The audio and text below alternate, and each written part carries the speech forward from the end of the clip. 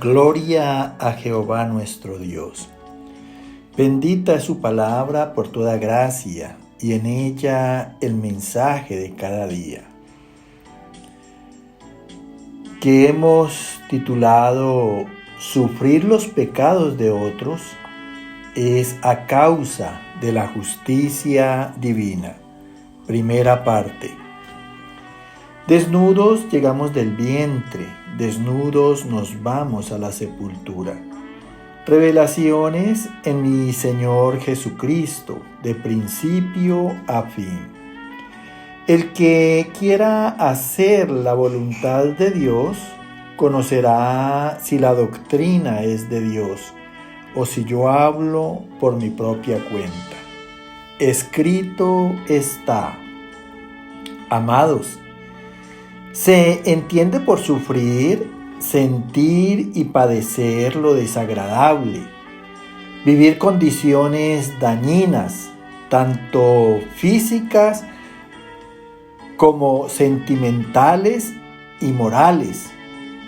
Pero asimismo, Dios da la gracia para aguantar, soportar y tolerar.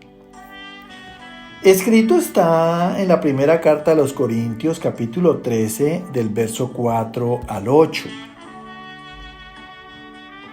El amor es sufrido, es benigno. El amor no tiene envidia, no se envanece, no hace nada indebido, no busca lo suyo, no se irrita, no guarda rencor, todo lo sufre, todo lo cree, todo lo espera, todo lo soporta. El amor nunca deja de ser, pero la ciencia acabará. Escucha con atención porque este tema es prácticamente la revelación de la gracia de Dios y es necesaria tanto para ti como para mí, para que veamos la condición de Dios. Este pasaje se refiere a que Dios es amor. Él es la esencia. Y el amor es dado por Él en gracia, a través de Cristo, en don. Y tiene ventajas. ¿Por qué? Porque de verdad que nos conviene amar. Amar es una ganancia. Dice aquí la palabra que el amor es sufrido. El amor es afecto y estima. Y a la vez nos ayuda a tolerar toda cantidad de despotismo y de ofensas. Dice que es benigno, o sea, es manso. El amor no permite que la gente se vea mejor que los otros. Al contrario, el amor da igualdad. Dice que el amor no se enorgullece, que es el que cuando hay orgullo empieza a dar maltrato. No hace nada ilícito o que sea injusto. El amor no es egoísta, no es como aquellos que dicen primero yo, segundo yo, tercero yo. No. El amor, como nos enseña nuestro Señor Jesucristo, es más bienaventurado darlo que recibirlo. El amor no se enoja, no guarda resentimientos en el corazón. Todo lo padece.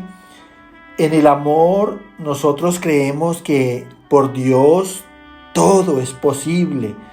En la mejora de las cosas, de las circunstancias, del mismo padecimiento. En el amor todo se recibe con calma, con paciencia, con esperanza en Dios. Todo lo aguanta. El amor nunca deja de ser. Es siempre eterno. ¿Por qué? Porque viene de Dios. Y dice que pero la ciencia acabará.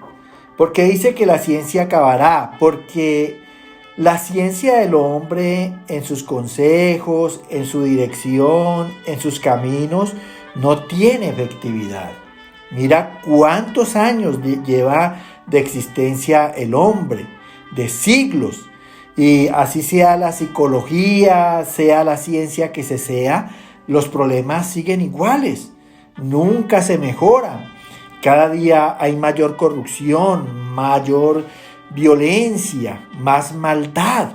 Mira, por eso dice el Señor que la ciencia del hombre algún día se acabará. Escrito está en el Evangelio de San Marcos, capítulo 8, del verso 31 al 35. Comenzó a enseñarles que era necesario al Hijo del Hombre padecer mucho y ser desechado por los ancianos, por los principales sacerdotes y por los escribas, y ser muerto y resucitar después de 3 días. Esto les decía claramente. Entonces Pedro lo tomó aparte y comenzó a reconvenirle. Pero él, volviéndose y mirando a los discípulos, reprendió a Pedro diciendo: ¿no pones la mira en las cosas de Dios, sino en las de los hombres? Y llamando a la gente, a sus discípulos, les dijo: si alguno quiere venir en pos de mí, niéguese a sí mismo, tome su cruz y sígame. Porque todo el que quiera salvar su vida, la perderá. Y todo el que pierda su vida por causa de mí y del Evangelio, la salvará. Colócale bastante atención y sentido a lo que el Señor nos habla a través del Evangelio de San Marcos. Aquí nos habla directamente a través de Jesús. Dice aquí la palabra que comenzó Jesús a enseñarles a sus discípulos que era necesario. Mira, cuando la palabra dice o anuncia la palabra necesario, es una condición de Dios indispensable, indiscutible. Es la manera en que Dios ha considerado en que se hagan las cosas. Por eso uno tiene que ser muy entendido cuando la palabra anuncia que es necesario.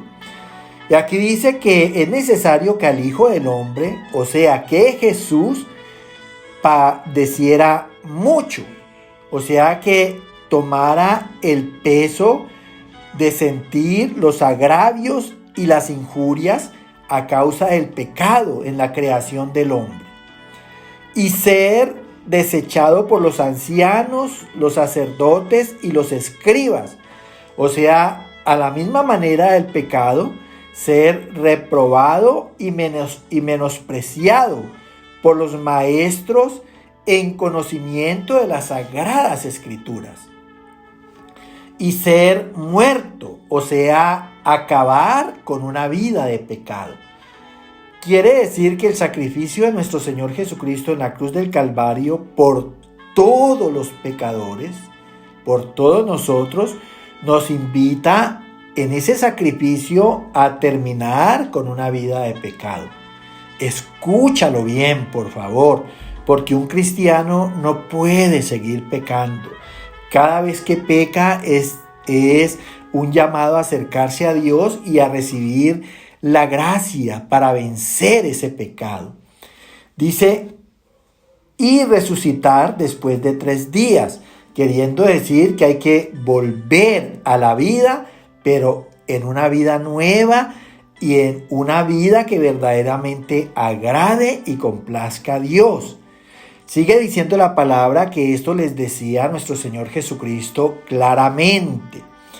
Entonces Pedro, uno de sus discípulos, quiso reconvenirle, quiso decirle que no era conveniente que él se echara los pecados del mundo encima, ni que tampoco era conveniente de que fuera a muerte a la cruz del Calvario.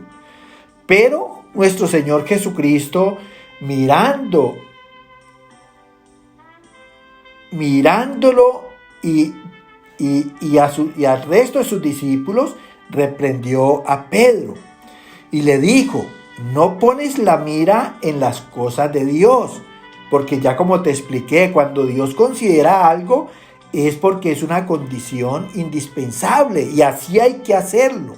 Si Él consideró que nuestro Señor Jesucristo debería de sufrir por todos los pecadores e ir a la muerte, pues así es en Dios. Y así es en Dios todo lo que Él nos diga. Entonces, dice que no pones la mira en Dios, sino en la de los hombres.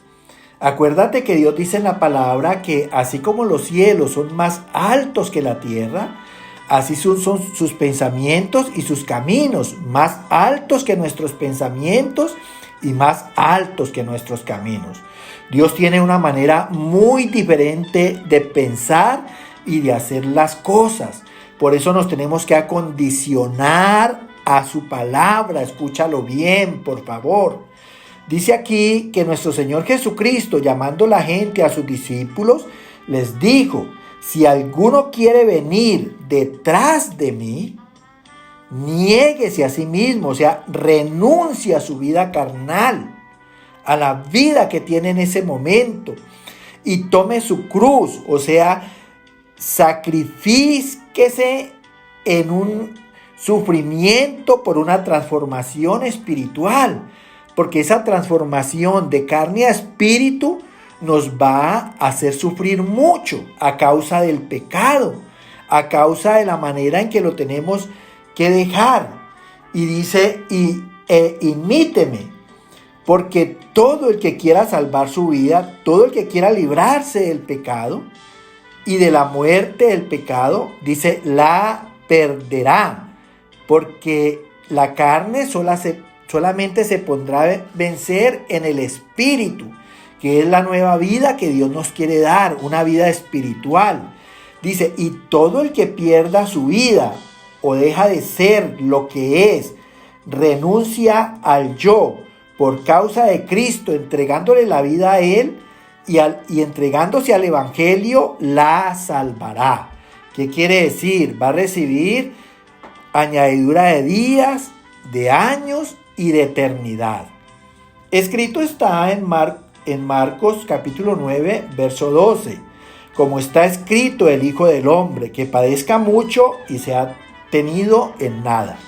Mira, todo lo que padeció Cristo en la cruz del Calvario, eso jamás lo podrá hacer hombre alguno. Y es triste porque no ha sido tenido en cuenta. Ha sido negada la obra de Cristo. Pero es la única manera de verdaderamente recibir vida en Dios, justicia y paz. Amén, amén y amén.